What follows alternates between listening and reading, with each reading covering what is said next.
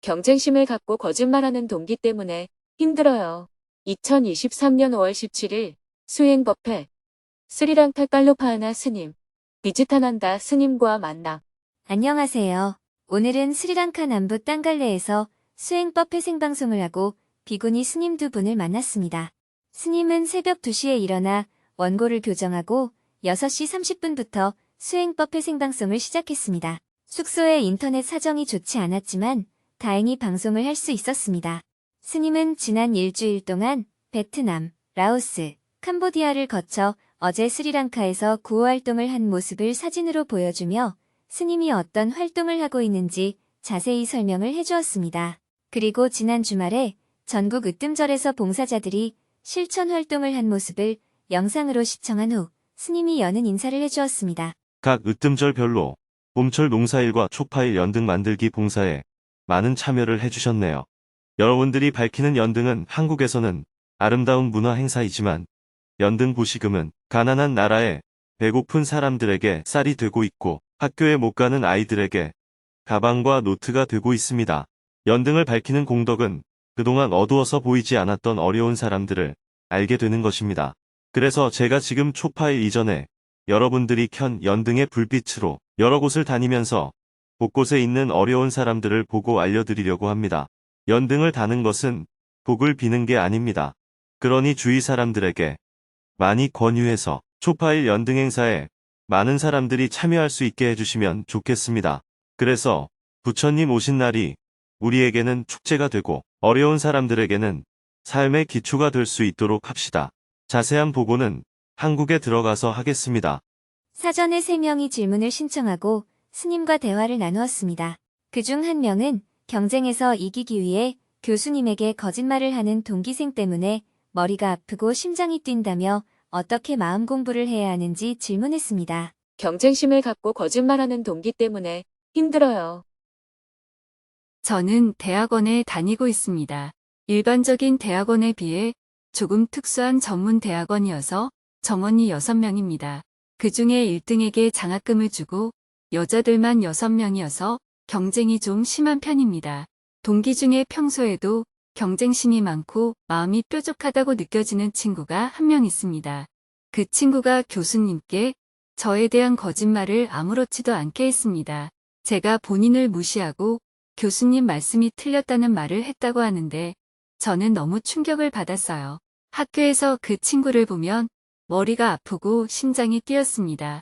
그래서 최근에 108배를 시작하면서 저는 강한 사람입니다 하고 기도를 하고 있습니다. 앞으로 2년은 더 그 친구를 계속 봐야 하는데 어떤 마음으로 공부를 해야 할까요?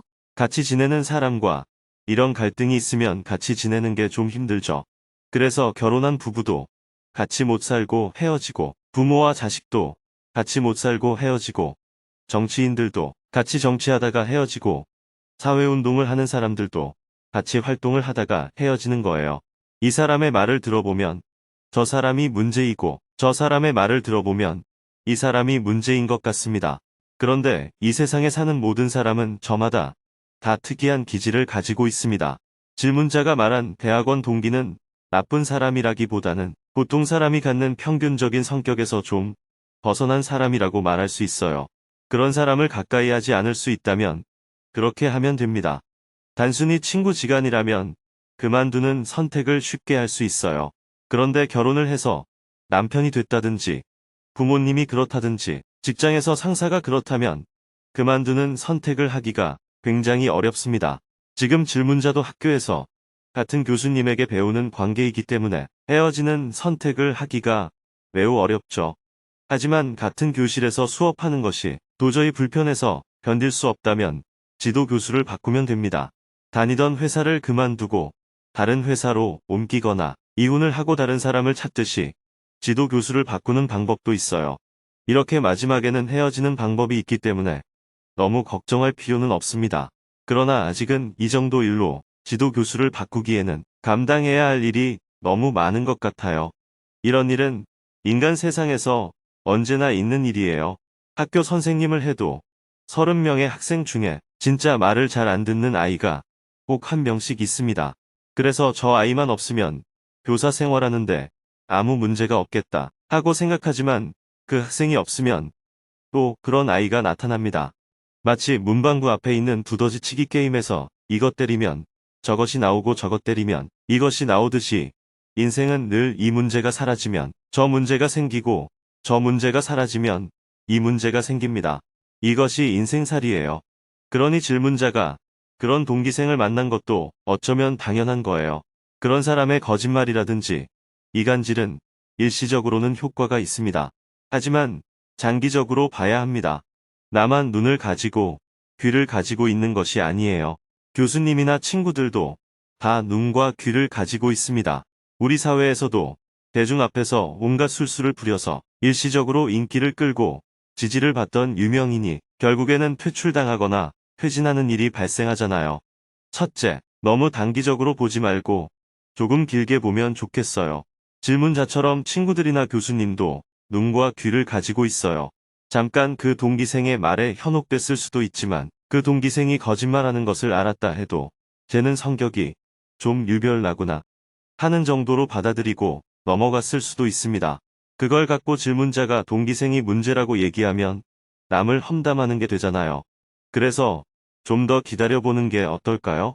둘째, 앞으로 어디를 가도 이런 사람을 만나게 될 것이기 때문에 그런 장난에 노란하지 않는 수준은 돼야 합니다. 그런 사람하고 사이를 좋게 만들어야 한다는 뜻이 아니에요. 그의 말과 행동이 문제가 된다면 다투지 말고 가볍게 얘기하면 되죠. 내가 언제 그런 적이 있냐? 하고 다투면 똑같은 사람이 되는 겁니다. 교수 앞에서 그런 얘기를 하면 웃으면서 저는 그런 적이 없었습니다. 이렇게 가볍게 자기 표현을 하면 됩니다. 참는 것은 일시적으로 가능하지만 결국 스트레스가 쌓이기 때문에 나중에 폭발해서 대판 싸우게 됩니다. 그러니 진위를 논하지 말고 불편한 마음을 가볍게 내어놓는 연습을 해보세요. 내가 자꾸 그런 얘기를 하니까 내 마음이 좀 불편하네. 이렇게 얘기하든지 사람들이 있는 자리에서 그런 얘기를 하면 사람은 누구나 다 느낌이 다를 수 있지만 저는 그렇게 말하지는 않았습니다. 이렇게 표현하는 연습을 해보면 큰 문제가 없을 겁니다. 그리고 108배 절을 하면서 저는 강한 사람입니다 하고 말한다는 것은 참는다는 의미예요. 그것보다는 아무 일도 아닙니다. 별일 아닙니다. 이렇게 기도하는 것이 좋습니다. 감사합니다, 스님. 이 외에도 다음과 같은 질문이 있었습니다. 부모님께서 이혼 소송 중입니다. 아빠의 잘못인 것 같으나 두 분이 서로를 비난하니까 진실이 뭔지 헷갈리고 혼란스러워요. 제가 어떻게 이 어려움을 헤쳐가야 할까요? 어떠한 일을 하고자 할 때 안 된다는 생각 때문에 하지 못하고 나중에 후회를 합니다. 마음의 걸림을 어떻게 해소하면 좋을까요? 법회를 마칠 무렵 갑자기 인터넷이 끊겼습니다. 접속을 여러 번 시도해 보았지만 접속이 되지 않았습니다. 스님은 한국에서 법회를 보고 있을 회원들이 기다릴 것을 염려해서 한국에서 방송을 마무리하도록 요청했습니다. 숙소에서 간단하게 아침 식사를 한 후 8시 30분에 뿌라나 마하 비하라야 절로 출발했습니다. 절에 도착하니 깔루파하나 스님이 반갑게 맞이해 주었습니다. 스님, 어서 오세요. 잘 지내셨어요? 어떻게 지내시는지 궁금해서 찾아왔습니다. 깔루파하나 스님은 스님을 법당으로 안내했습니다. 깔루파하나 스님은 주로 학인 스님을 지도하거나 어린아이들의 교육에 관심을 갖고 활동하고 있었습니다. 뿌라나 마하 비하라야 절에도 유달리 어린 스님과 15세, 16세 정도로 보이는 젊은 스님이 많이 보였습니다. 스리랑카 중부 산간 지역에 가난한 사람들이 많이 사는데 그 지역에는 학교를 가지 못하는 아이들이 많이 있습니다. 이번에도 그 지역 아이들을 몇 명 데려와서 절에서 교육하고 있습니다. 어릴 때부터 출가해 절에서 공부하면 커서 승려가 되기도 하지만 제가자로 돌아가기도 합니다. 설령 제가자로 돌아가 살더라도 교육을 받은 제가자로 살게 됩니다. 그러면 절 안에 초등학교가 있습니까? 네, 그렇습니다. 오후 1시부터 오후 5시 30분까지 학생들을 가르치고 있고 정부에서 월급을 주는 교사가 가르치고 있습니다. 선생님들의 월급을 제외하고는 일체의 생활비는 절에서 제공하고 있습니다. 그러면 학습하는 스님들이 몇이나 됩니까? 이 절에서 살면서 배우는 스님은 8명이고 다른 절에서 와서 배우는 삼위 스님까지 합하면 20명 됩니다. 그러면 절마다 학교가 있는 게 아니라는 것이죠. 네. 절마다 학교가 있지는 않고 몇 개의 큰 절에만 절 안에 초등학교가 개설되어 있습니다. 그러면 큰 도시로 나가면 그곳에는 절 안에 중등부도 개설되어 있습니까? 네, 그렇습니다. 이곳에서는 초등교육까지만 시키고 도시로 나가면 중고등교육을 받을 수 있습니다. 저도 콜롬보에 있는 학교에서 배웠습니다. 초등교육은 이 절이 인근에 50개의 절을 수용하고 있습니다. 제가 부탄에 갔는데 부탄에서는 어린 넌들이 출가자라는 이유로 일반 초등 교육을 받을 수 없었습니다. 저는 어린 넌들은 출가자이기 이전의 어린아이들이라고 생각해요. 아이들이 제때에 기초 교육을 못 받는 것은 문제라고 생각했어요. 그래서 제가 부탄에 있는 넌을 지원하는 재단에 전국의 넌을 모아서 교육하는 시설을 만들어 보면 좋겠다고 제안했었어요. 요즘 동남아 답사 일정을 하면서 타이, 라오스, 캄보디아 등 다녀보고 있지만 스리랑카가 어린 승려들의 교육에 대해서는 가장 앞서고 있는 것 같습니다. 깔루파하나 스님은 여성 교육에도 관심이 많아서 비구니 수계자로도 활동하고 있었습니다. 한 번은 타이에서 비구니 수계를 했다고 타이절로부터 출입국 금지를 당한 에피소드도 이야기했습니다. 스님은 깔루파하나 스님과 절을 둘러보았습니다. 깔루파하나 스님이 내부의 부처님의 사리가 모셔진 곳으로 안내해줘 스님은 그곳에 참배를 했습니다. 이곳은 250년 된 오래된 절입니다. 정부에서 오래된 절을 복원하는 사업에 이 절이 채택되어 2010년부터 정부 사업으로 복원하고 있었는데 정부가 바뀌면서 복원 사업이 전부 멈추더니 코로나로 경제도 어려워져서 그 이후로는 재개되고 있지 않습니다. 절 안에 있는 유치원에 가보았습니다. 어린이들이 스님께 인사하기 위해 작은 몸을 엎드리고 절을 했습니다. 이어서 학인 스님들이 공부하는 곳에도 가보았습니다. 이 책걸상으로 공부를 하나요? 네, 그렇습니다. 색깔상이 많이 낡았습니다. 대법당에 가보았습니다.